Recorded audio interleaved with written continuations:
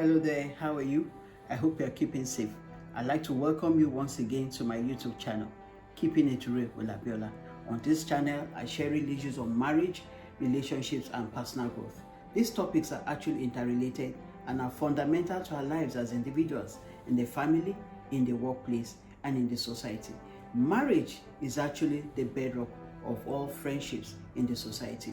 Marriage produces a family. The family influences the society. Parental and siblings relationships also shape the society, while healthy relationships produces a healthy society. So I kickstarted discussion on this channel on the topic of marriage using my book, Essentials of a Successful Marriage. Essentials of a Successful Marriage, a step-by-step guide as a talking point. So in my last video, we moved on to relationship. And under relationship, we looked at the four categories of relationship. We looked at the family, the romantic, the friendship, and the business. And then under relationship, we looked at the family relationship. And in my last video, we discussed the parental relationship. So today, we'll be looking at the siblings relationship. Talking about the power of sibling relationships, do you know that siblings are also role models just like parents?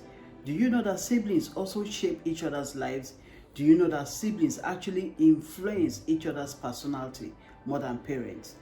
Parents, knowingly or unknowingly, have displayed actions that have impacted the relationship between siblings and the family. Such actions include favoritism, comparison, and also creating an environment for competition.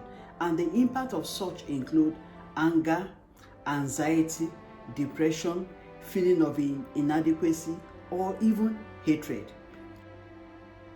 Today we'll also be discussing tips on how to strengthen sibling relationships. But before we do that, let's look at Jeffrey Kluger's TED Talks on the sibling bond, highlighting the power of sibling relationship.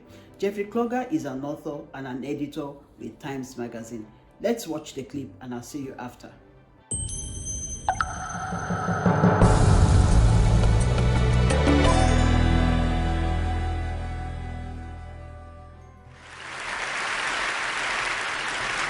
Well, Ted has already persuaded me to change my life in one small way by persuading me to change the opening of my speech.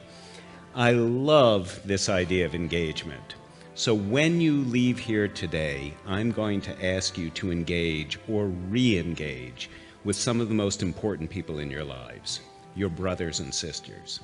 It can be a profoundly life-affirming thing to do, even if it isn't always easy.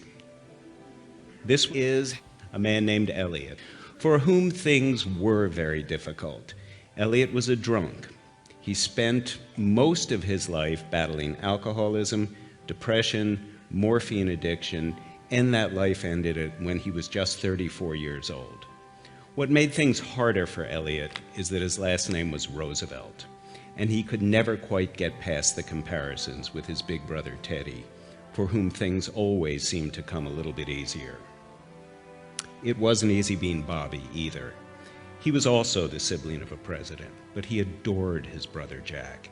He fought for him, he worked for him, and when Jack died, he bled for him too. In the years that followed, Bobby would smile, but it seemed labored. He'd lose himself in his work, but it seemed tortured. Bobby's own death, so similar to John's, seemed somehow fitting.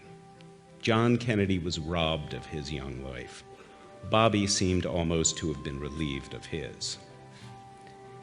There may be no relationship that affects us more profoundly, that's closer, finer, harder, sweeter, happier, sadder, more filled with joy or fraught with woe than the relationship we have with our brothers and sisters. There's power in the sibling bond. There's pageantry.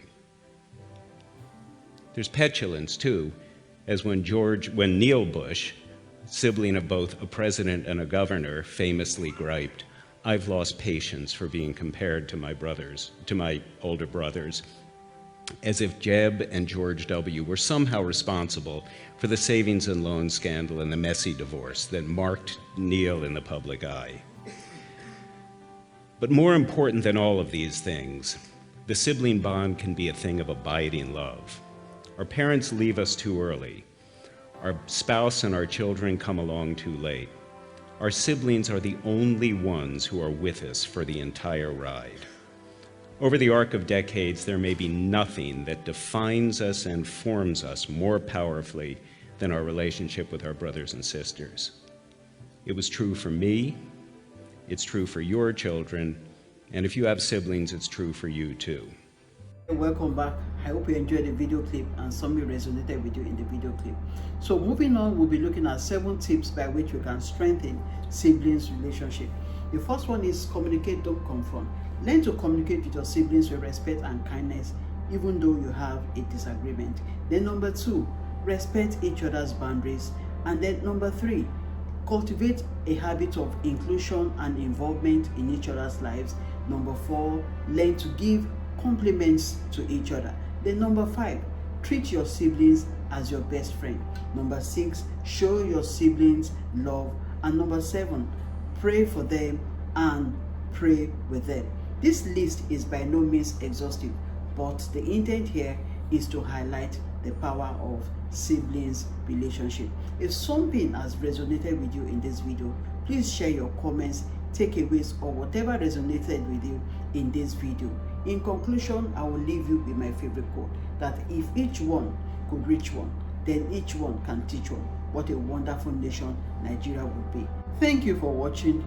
Please subscribe to my video, Keeping It Real with Abiola.